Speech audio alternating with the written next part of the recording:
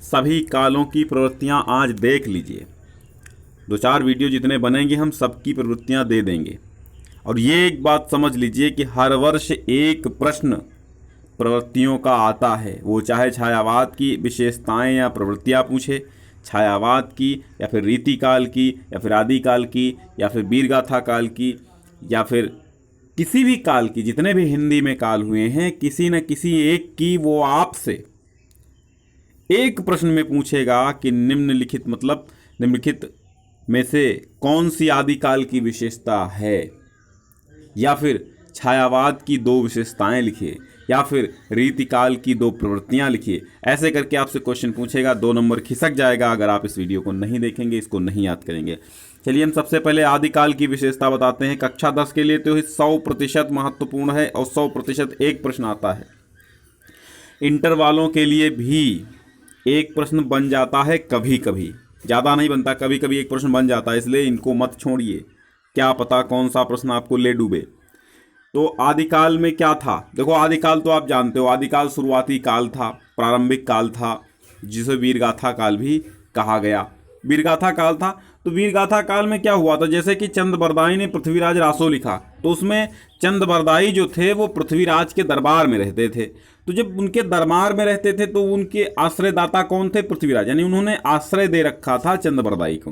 तो आश्रयदाताओं की प्रशंसा, क्योंकि जब कवि दरबारों में रहते थे तो भैया जिसका खाएंगे उसका गाएंगे, तो जिसका खाते थे उसका गाते थे, यानी कि आश्रयदाताओं की प्रशंसा करते थे। तो पहली प्रवृत्ति आदिकाल की है आश्रयदाताओं की प्रशंसा, ठीक है। दूसरी है वीर रस की प्रधानता या वीर रस की रचनाएं।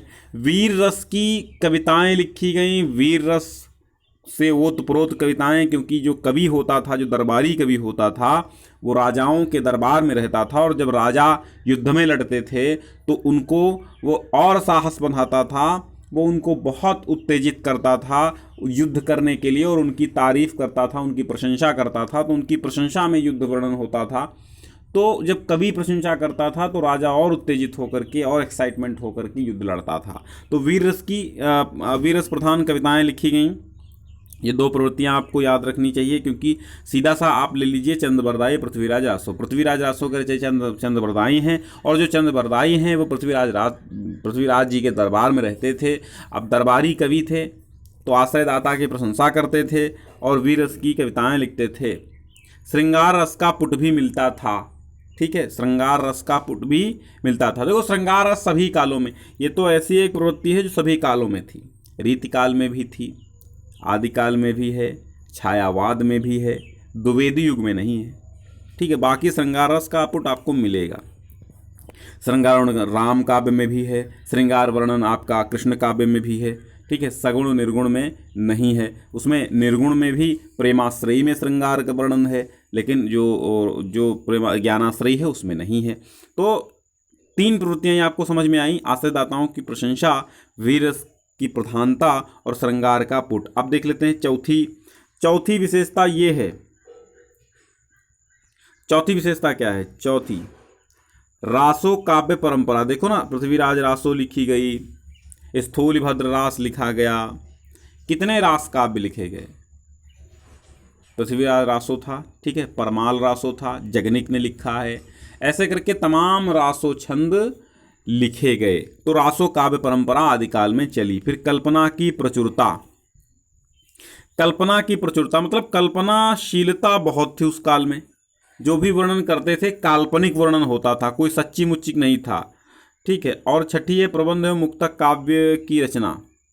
प्रबंध एवं मुक्तक दोनों प्रकार के काव्यों की रचनाएं की गई, यानी कि महाकाव्य भी लिखे गए और छोटे काव्य भी लिखे गए।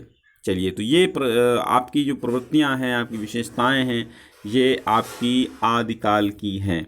आदिकाल में क्या था? एक तो श्रृंगार रस का पुट था, युद्धों का सजीव चित्रण भी लिख सकते हैं आप, युद्धों का सजीव चित्रण, वीर रस की प्रधानता, जैसा कि आदिकाल को वीर गाथा काल कहा जाता है।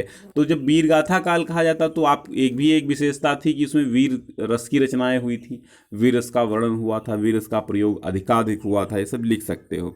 2 ही लिखने को आती हैं, कोई 2 याद कर लीजिए मजबूती के साथ। जो अब इतनी सारी बताई हैं तो 2 तो आपके दिमाग में घुसी गई होंगी, ठीक है। चलिए अगले वीडियो में हम आपको भक्ति काल से संबंधित विशेषताएं या प्रवृत्तियां बताएंगे। इसकी पीडीएफ पाने के लिए आप हमारे डिस्क्रिप्शन में दी हुई लिंक टेलीग्राम चैनल को ज्वाइन कर लीजिए। हम इसकी पीडीएफ वहीं पर उपलब्ध कराएंगे।